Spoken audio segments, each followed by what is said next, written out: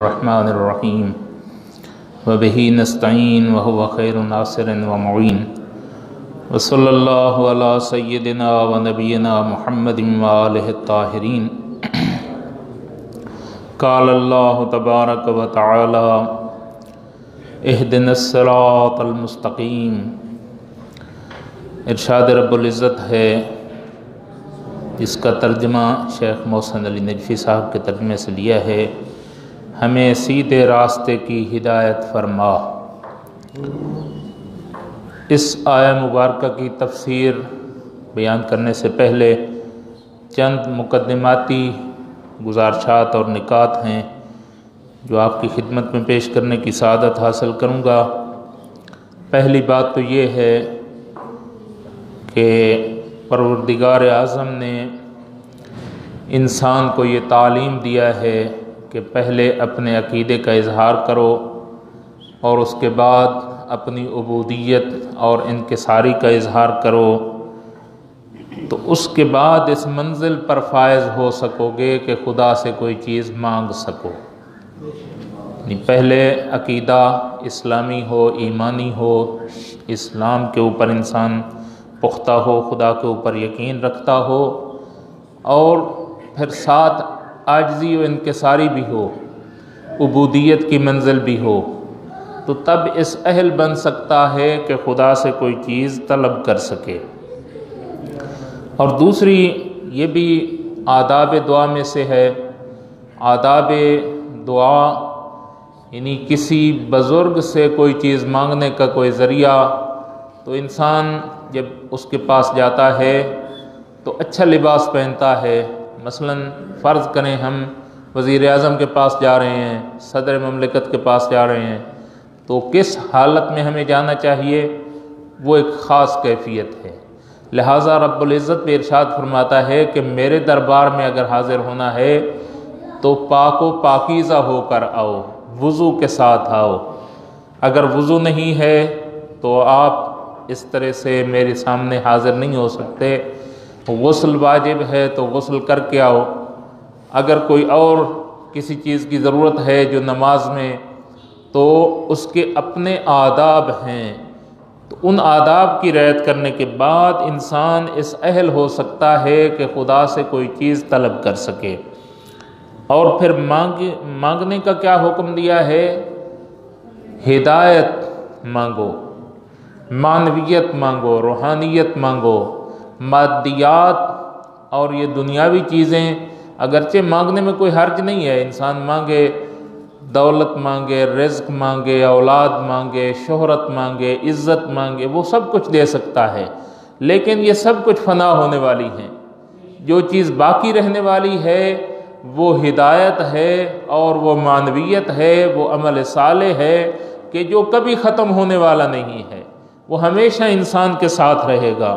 لہٰذا جب بھی آپ کبھی پریشان ہوں تو اللہ رب العزت نے ہمیں دعا کا طریقہ بیان فرمایا کہ پہلے تو اللہ تعالیٰ کے اسماء حسنی اور صفات اولیاء کا واسطہ دو، پاک و پاکیزہ ہو کر، قبلہ رخ ہو کر فلاں فلاں شرائط کے تحت آؤ گے تو اس وقت اس اہل ہو سکو کہ خدا سے ہدایت طلب کر سکو، اور پھر خداوند متعال اپنی ہدایت کے چراغ تمہارے دلوں میں روشن فرما دے گا۔ لہٰذا آداب دعا میں سے پہلا ادب یہ تھا کہ انسان خداوند متعال کے سامنے اس کی ذات والا صفات کی تعریف کرے، اس کو اس واسطہ دے اس ذات کا، اور اس کے بعد دعا مانگو۔ لہٰذا ہم دیکھتے ہیں مختلف دعاؤں میں ائمہ اطہار علیہم الصلاۃ نے ہمیں دعا مانگنے کی جو دعائیں تعلیم فرمائی ہیں، ائمہ نے کیسے دعا مانگی ہے۔ دعائے کمیل جب شروع ہوتی ہے تو اللہ تعالیٰ سے یوں عرض کی جاتی ہے، اللہم انی اسألک برحمتک التی، تیری رحمت کا واسطہ دیتے ہیں۔ اسی طرح سے وَبِقُوَّتِكَ الَّتِي قَهَرْتَ بِهَا عَلَى كُلِّ شَيْءٍ، اور تجھے تیری اس طاقت اور قدرت کا واسطہ ہے جس کے سامنے سب کچھ جو ہے وہ خضوع کرنے والا ہے۔ وَبِجَبَرُوتِكَ الَّتِي غَلَبْتَ بِهَا عَلَى كُلِّ شَيْءٍ، اور اس تیری عظمت کا واسطہ ہے کہ جس کے ذریعے سے تو ہر شے کے اوپر قادر ہے۔ اور پھر یہ الفاظ دہراتے دہراتے پھر ائمہ اطہار امام علی علیہ السلام نے ہمیں جو تعلیم دی وہ یہ تھا کہ ایک مرتبہ پھر کہو یا نورو یا قدوس۔ یہ معنویت ہے، یہ روحانیت ہے، یہ وہ دل کا سکون ہے جو انسان حاصل کرتا ہے۔ اور پھر جا کر کہتا ہے، پھر اس کے بعد جب اللہ کے اسماء حسنہ کا نام لے لیتا ہے، اللہ کی عظمت کا قائل ہو جاتا ہے، تو پھر اپنی عاجزی کا اظہار کرتا ہے اور اپنے گناہوں کا اظہار کرتے ہوئے یوں کہتا ہے اللہم اغفر لی الذنوب التی تحت کل اسم، اللہم اغفر لی الذنوب التی تنزل النقم۔ یہ سارے اپنے گناہوں کا اظہار کرو، میں کچھ بھی نہیں ہوں، سب کچھ تو ہے۔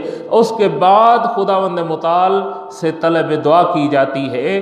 تو دعا کی تعلیم کا ایک حصہ یہ ہے کہ اللہ تعالیٰ کی تعریف کی جائے، اس کی حمد و ثنا کی جائے۔ حمد و ثنا کے بعد انسان اپنے آپ کو عاجزی و انکساری کا مرکب سمجھ کر اس کے سامنے حاضر ہو، تو وہ پھر اپنی فیوضات جو ہے وہ ہمارے اوپر جاری فرماتا ہے۔ دعائیں اشرات میں ہم پڑھتے ہیں سبحان اللہ والحمد للہ ولا الہ الا اللہ، تو یہ بھی کہاں سے شروع ہو رہی ہے؟ اللہ تعالیٰ کی تعریف و تمجید، اللہ تعالیٰ کی حمد و ثنا سے شروع ہو رہی ہے۔ لہٰذا دعاؤں کے ذریعے صحیفہ کاملہ، صحیفہ سجادیہ کی دعاؤں کو اگر دیکھا جائے تو ساری کی ساری دعائیں جو ہیں وہ الحمدللہ الذی سے شروع ہوتی ہیں۔ یعنی سب سے پہلی جو دعا مانگنے کا طریقہ ائمہ نے ہمیں تعلیم دیا ہے وہ اللہ تعالیٰ کی تعریف ہے اور اس کی حمد و ثنا ہے، اس کے سامنے اپنے آپ کو عاجز سمجھنا ہے۔ اسی طرح سے دعائے مجیر میں ہم یہ پڑھتے ہیں سبحانک یا اللہ تعالیت یا رحمان، یعنی جب بھی اللہ کو کے سامنے ہم اپنے ہاتھ بلند کرتے ہیں تو لفظ اللہ سے اللہ کو یاد کرتے ہیں، جو اللہ تعالیٰ کو بہت پسند ہے۔ یہ اسم اللہ نے اپنے لیے علم کے طور پر انتخاب فرمایا، اور دوسرا لفظ جو ہے وہ رحمان ہے۔ خدا کی رحمت اتنی وسیع ہے کہ اس کا واسطہ دو تو پھر وہ تمہارے گناہوں کو معاف کرے گا، گناہوں کے معاف ہونے کے ساتھ ہی اللہ کا فیض ہمارے اوپر جاری ہو جائے گا۔ لہذا تمام دعائیں جو شروع ہوتی ہیں اس میں یہی انداز بیان کی گئی ہیں کہ سب سے پہلے اللہ تعالیٰ کی تعریف ان الفاظ سے کی گئی ہے جن الفاظ سے وہ ذات راضی ہے۔ دوسرا اہم پہلو اس آیہ مبارکہ میں یہ ہے کہ وہ مومن کو اپنے عقیدے کے اظہار کے بعد عمل کی وادی میں وارد ہونے کی تعلیم دیتی ہے۔ یہ آیت مبارکہ ابھی تک جو ہم نے آیات پڑھی تھیں وہ یہ تھیں کہ میرا اللہ پر ایمان ہے، وہ ایسا رحمان و رحیم ہے، وہ مالک یوم الدین ہے، گویا کہ میرا قیامت پر بھی ایمان ہے اور اس وحدہ لا شریک کی توحید پر بھی ایمان ہے، اور میں عبادت کے لائق سمجھتا ہوں تو اسی ذات کو سمجھتا ہوں۔ یعنی توحید ذاتی پر بھی ایمان ہے، توحید افعالی پر بھی ایمان ہے، اور توحید عبودیت کے اوپر بھی ایمان ہے۔ یعنی میں اگر عبد ہوں، میری پیشانی اگر جھک سکتی ہے تو اس وحدہ لا شریک کے سامنے جھک سکتی ہے۔ اس ایمان کے اظہار کے بعد انسان اب وادی عمل میں آ رہا ہے، اور عمل بھی سب سے پہلا بہترین عمل جو خدا کو محبوب ہے وہ دعا ہے۔ خدا یہ چاہتا ہے کہ مجھ سے طلب کرو، مانگو مجھ سے، اور اگر اسی لیے تو ارشاد رب العزت ہے کہ قُلْ مَا يَعْبَأُ بِكُمْ رَبِّي لَوْلَا دُعَاؤُكُمْ، کہ اگر تمہاری یہ دعائیں نہ ہوتیں تو میرا پروردگار تمہاری طرف اصلاً پرواہ ہی نہ کرتا، تمہاری کسی قسم کی توجہ کے قابل ہی نہ سمجھتا۔ تو دعائیں ہیں جو انسان کو خدا کے فیض کا ذریعہ بنتی ہیں، خدا کا فیض ان کے اوپر نازل ہوتا ہے۔ لہٰذا دعا حتماً مانگنی چاہیے، اور ہر عمل صالح کے بعد، چاہے ہم نماز پڑھتے ہیں تو اس کے بعد خدا سے مانگو، کیونکہ وہی ذات ہے جو عطا فرما سکتی ہے۔ روزہ رکھا ہے تو اس کے بعد دعا مانگو، وضو کیا ہے تو اس کے بعد دعا مانگو، اور یہی وجہ ہے کہ ائمہ اطہار علیہ الصلوۃ والسلام ہر لمحہ میں، ہر موقع پر کوئی نہ کوئی دعا ائمہ اطہار علیہم السلام کی ہم تک پہنچی ہے، اور ہم جو ہے وہ دعائیں پڑھتے ہیں اور اس کے اوپر عمل کرتے ہیں۔ لہٰذا خود ائمہ اطہار نے اس کے اوپر عمل بھی کیا ہے، ہر مقام پر مناجات موجود ہے، جہاں کہیں بھی معصومین علیہ السلام حاضر ہوئے ہیں خدا کی بارگاہ میں تو گڑ گڑا کر روتے ہوئے نظر آتے ہیں۔ اگر ائمہ اطہار جیسی مخلوق روتی ہوئی نظر آتی ہے تو ہماری کیا حیثیت ہے؟ ہم تو ان کے واسطے سے کچھ اللہ سے حاصل کر سکتے ہیں۔ لہٰذا پہلی چیز جو عمل میں ہے وہ سب سے زیادہ محبوب خدا کو دعا ہے، اور دعا میں بھی پھر ہدایت کو طلب کیا گیا ہے۔ مل کر صلوات پڑھیں محمد و آل محمد پر۔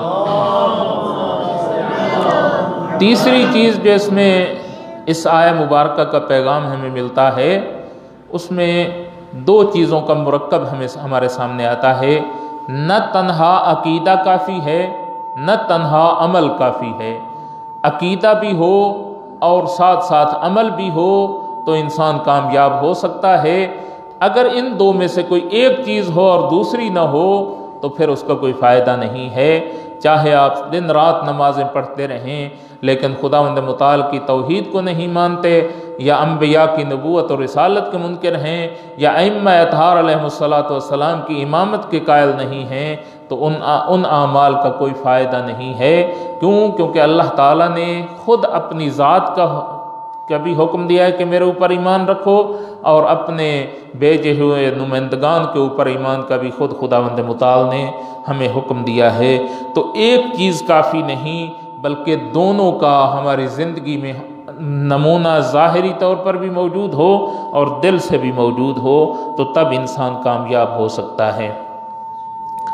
لہٰذا تیسری چیز جو اس آیہ مبارکہ سے چوتھی چیز سمجھی جا سکتی ہے وہ یہ ہے کہ وہ ایمان کہ جس کی منزل پر فائز ہو، پھر بھی اس میں اضافے کی دعا کرنی چاہیے۔ عقیدہ جتنا انسان کا پختہ ہوتا چلا جائے، جتنے بھی ایمان کی آخری منزل تک پہنچ جائے انسان، پھر بھی اس کو اپنے ایمان کی اضافے کی دعا مانگنی چاہیے، کیونکہ پیغمبر اکرم صلی اللہ علیہ وآلہ وسلم سے بڑھ کر اس کائنات میں کوئی مخلوق نہیں، اور وہ بھی جب نماز کے لیے کھڑے ہوتے تھے تو اس آیہ مبارکہ کی تلاوت فرماتے تھے، اہدنا الصراط المستقیم، یعنی اے میرے اللہ مجھے سیدھے راستے کی ہدایت فرما، یعنی میرے ایمان اور معرفت میں اور اضافہ فرما، یعنی جس منزل پر بھی میں فائز ہو جاؤں اس سے بھی تیری معرفت اور بلند و بالا ہے، تو میری معرفت میں اور اضافہ فرما دے۔ لہٰذا ہم کون ہیں کہ جو ہماری معرفت تو فقط ائمہ اطہار اور اصحاب ائمہ تک بھی ہماری معرفت نہیں، تو اس سے بڑھ کر ائمہ اطہار علیہم السلام وہ ہستیاں کہ جن کے لیے کائنات خلق ہوئی، جو حقیقی معرفت خدا رکھنے والی ذوات ہیں، وہ بھی خدا کے سامنے جب کھڑے ہوتے ہیں تو اس آیہ مبارکہ کی تلاوت کرتے ہیں، اہدنا الصراط المستقیم۔ لہٰذا ہمیں بھی جتنا بھی پڑھتے چلے جائیں گے، جتنے بھی آگے بڑھتے چلے جائیں گے، اس آیت کا مصداق اس صورت میں بنتے جائیں گے کہ جب ہم اپنے علم و معرفت میں اضافہ کریں گے۔ ایک مرتبہ صلوات پڑھیں محمد و آل محمد پر۔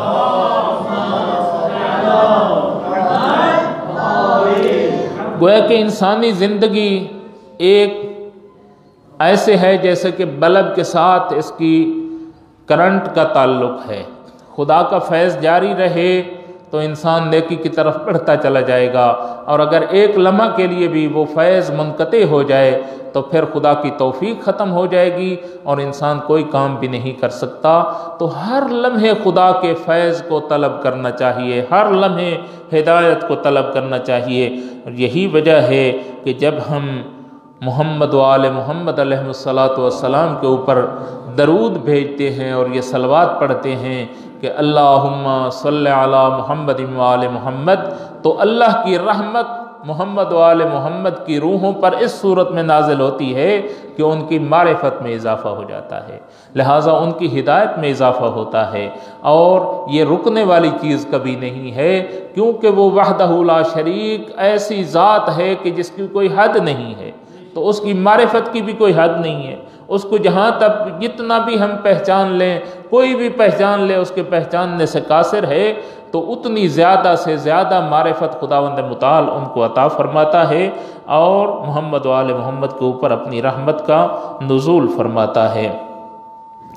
لہٰذا جب اپنے پیارے حبیب محمد مصطفیٰ صلی اللہ علیہ وآلہ وسلم کو کوئی چیز مانگنے کا حکم دیا تو یہی کچھ فرمایا کہ قل رب زدنی علما، اے میرے پیارے حبیب اگر مجھ سے کچھ مانگنا ہے تو علم مانگ، ہدایت مانگ اور معنویت مانگ، معرفت کو طلب کر، اور میں وہ وحدہ لا شریک ہوں کہ اپنے پیارے حبیب کے علم و معرفت و ہدایت میں مسلسل اضافہ کرتا رہوں گا۔ اور اسی لیے پیغمبر رحمت صلی اللہ علیہ وآلہ وسلم ہمیں یہ تعلیم دے کر گئے کہ ہر نماز میں سورہ فاتحہ کی تلاوت کرو، اور ہر نماز کی 2 رکعتوں میں کم از کم اگر سورہ فاتحہ موجود نہ ہو تو وہ نماز نہیں رہتی۔ گویا کہ ہر نماز میں 2 مرتبہ انسان کو ہدایت طلب کرنا واجب ہے، اور اگر ہدایت طلب نہ کرے تو یہ گمراہی انسان کے اوپر چھا جائے۔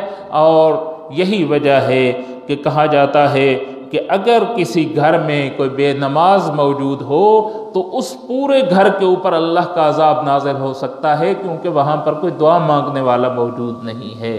اور بہت ساری ایسی روایات موجود ہیں یہاں پر جن روایات میں ترغیب دلائی گئی ہے کہ انسان کو نماز پڑھنی چاہیے، کیونکہ اگر ہدایت نہ ہوگی تو کچھ بھی نہیں ہوگا، اللہ کا فیض بند ہو جائے گا، اللہ کا فیض بند ہوگا تو اس گھرانے کے اوپر اللہ کی رحمت کا نزول ختم ہو جائے گا، اور واضح ہے کہ اس کے اوپر عذاب خداوندی نازل ہوگا۔ بہت سارے ایسے واقعات ہیں۔ حضرت پیغمبر اکرم کا ایک مشہور واقعہ ہے کہ ایک شخص کا اونٹ جو ہے وہ بھاگ گیا، اور وہ پیغمبر اکرم صلی اللہ علیہ وآلہ وسلم کی خدمت میں شکایت لے کر آیا اور عرض کی کہ میرا اونٹ جو ہے وہ میرے تابع فرمان نہیں ہے۔ جب حضرت نے اس کو بلایا اور اپنے قدرت سے، جو اللہ نے معجزے کی قدرت عطا فرمائی سے، اس اونٹ سے پوچھا کہ تو اپنے مالک کا وفادار کیوں نہیں ہے، تو اس نے یہی شکایت کی کہ یا رسول اللہ میرے مالک نے 3 دن سے نماز نہیں پڑھی، اور میں ڈر گیا ہوں کہ اللہ کا عذاب کہیں میرے اوپر بھی نازل نہ ہو جائے، تو اس وجہ سے میں اس سے فرار کر رہا ہوں اور بھاگ رہا ہوں۔ تو واضح ہے کہ جب اللہ کی رحمت نہیں ہوگی تو دوسری صورت عذاب کی ہے۔ لہٰذا انسان کو نماز کے اوپر باقاعدہ توجہ دینی چاہیے، اور نماز کے اندر ہدایت خداوند متعال عطا فرماتا ہے اور خدا سے طلب کرنی چاہیے۔ مل کر صلوات پڑھیں محمد و آل محمد پر۔ اللہم صلی علی محمد و آل محمد۔